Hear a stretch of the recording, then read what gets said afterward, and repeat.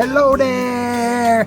Hey, welcome to Gino's Thing of the Day, where we take a look at one of Gino's things, and it's a day.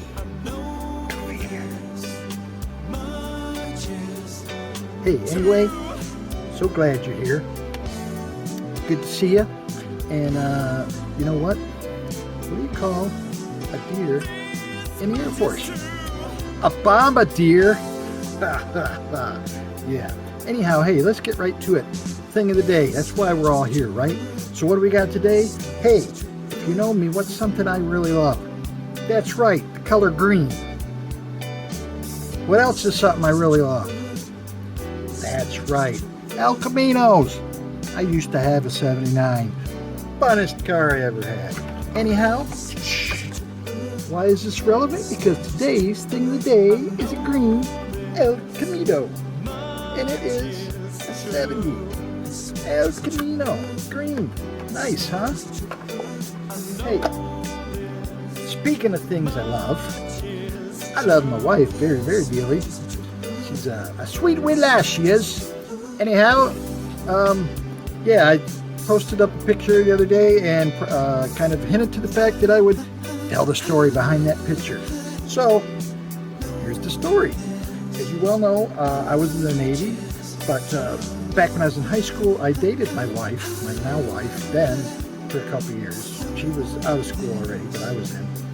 And it didn't work out. I was in the Navy, I married someone else, and nearly 10 years down the road later, got a divorce and was living down south and came back home to Michigan. And see, the truth be told, I had never ever really stopped thinking about Sheila. She's always been there in my mind, always had a place. And so when I come back home, I'd start talking to her again, and many a time I asked her, say, hey, you know, go out for dinner or a drink, maybe just a cup of coffee and talk, what? And she would turn me down every time because my divorce was not final yet. But, you know, a while like divorces do. But anyhow, after the divorce was final, and if you also know me, you know I was in a band back then. And so in this band, shortly after my divorce was final, it had nothing to do with that, but we fired our bass player. It had to do with the reason we called him Nick the Dick. But anyway, so he's history. We were looking for a bass player. I go to the studio one day, go in, and Travis says, hey man, do you know, I think you know this cat. And I look up, and out from the offices, it's Stewie. Which Stewie is, yeah, Sheila's little brother, not so little anymore. But anyhow, so I'm sitting there, and boy, my mind, like the steel trap that it is, put together the thought. I said, hey, and I told Travis this, I said, hey, if this cat can play classical cello in an orchestra, I said, he could handle playing bass in a rock band. So all the guys were leery. I kind of talked him into it. Travis gave him a tape of our material. I said, here, we'll practice this weekend and see if you can, you know, pick up one or two songs and we'll at least, you know, give you a shot while we're looking. So Stu comes back that weekend, and it was just a couple days later, Saturday, and like basically knew our whole set. So we just say he worked out in the band. So now, as soon as he was in the band, then my ulterior motives came to light. I called Sheila one day, and I said, hey, we got a new bass player in the band. She says, I know, I heard. I said, so hey, we're practicing Saturday. If, you know, you could check out your brother, see me, check out our band, you want to stop by the studio Saturday. And lo and behold, she did, which was awesome. We jammed and we did our practice and talked a little bit and agreed to go meet later that evening and, you know, talk some more, which we did. We met at Paul Revere's Tavern out in Okemos. It was at the time one of the favorite spots of Sheila's. And we went from there. We stopped at the Round Table in East Lansing, which is no longer there. And then I know we ended up at the Dispatch Lounge, which was like my home away from home at that time in my life. But anyhow, so we're there, and I mean, we talked all night, and just it was great. So we're in the parking lot. I'm, telling her goodbye for the night. She's getting in her car, and I said, "So hey, is it all right if I call you again and see each other?" And she looked at me, never, ever, ever, till 5 million kabillion years after I'm dead will I forget this. And she looked and she said, "Perhaps." So I did what anybody would have done in that position. I grabbed her and kissed her.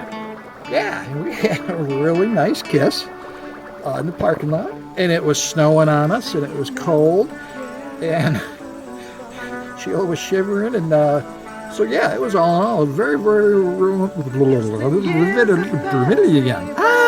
romantic thing. Anyhow, flash forward a couple years, because obviously we started dating, and I was thinking it was time, and like I said, I was in a band, and we were playing at the Heritage Festival, which was an old music festival that used to be held up in Old Town, which I think I've told you some other stories from the band days in Old Town, and probably hear more in the future. But anyhow, so we got this gig at Heritage Fest, and I think it was literally the night before the gig. I go to practice. We were doing one last run through, and I get there and I ask the guys, I'm like, "Hey, can you think we can learn this song and play it tomorrow?" And it was a song I had written for Sheila years before that. I think I was still in the Navy when I wrote it. Anyway, so yeah, and hey, stout little campers they are, the guys in the band and I, we threw together that song, which, by the way, didn't sound that bad live.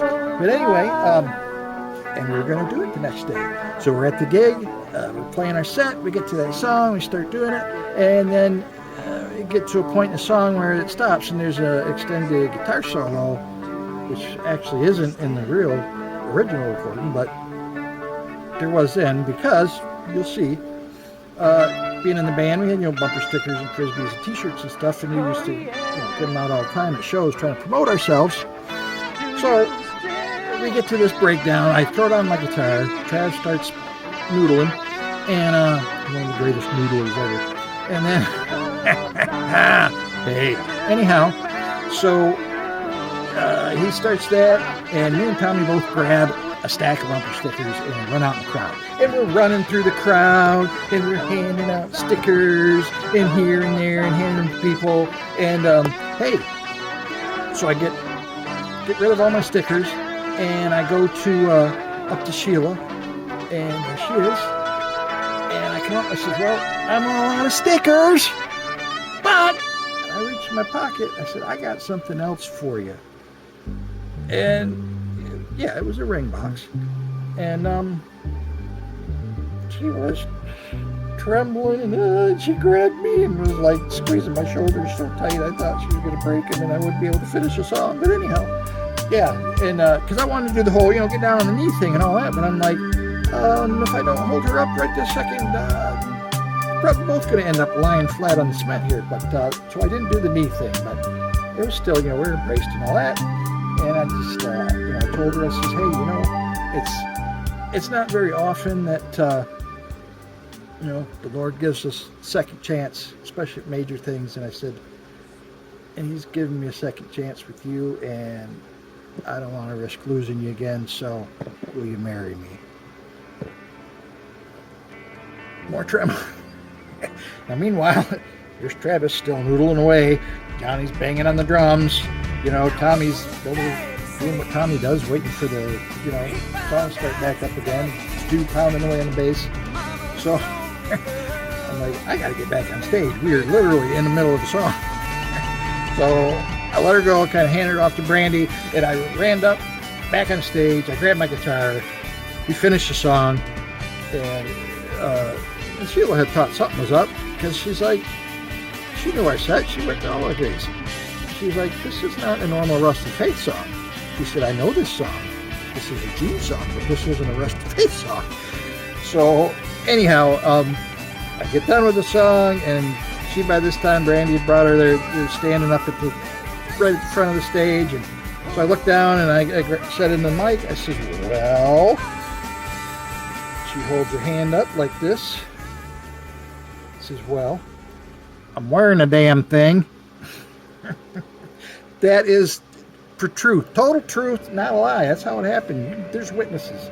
But yeah, and then what I do, I put the mic down, I hit a really big power E chord, and we went into the next song and finished our set. So that picture is right after that.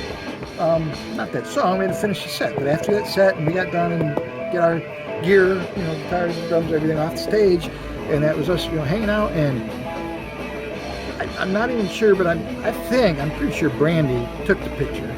Brandy was Travis's wife at the time, and it's just such a great picture.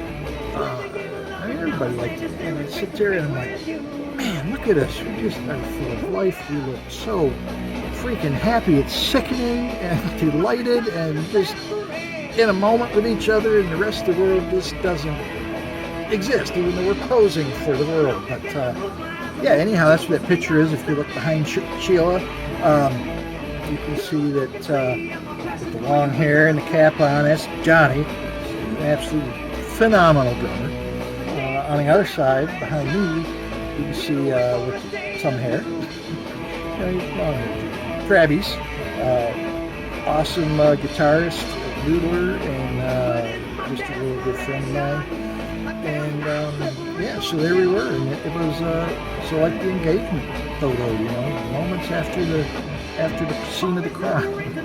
But there it was. So hey, for me, for Green El Camino, Gino and his Green El Camino, don't ever forget that. Anyhow, saying, feel free to comment, question, copy, criticize, and all. Stay cool. Stay crazy. Remember, I love you, James. I love you. Till next time. Later.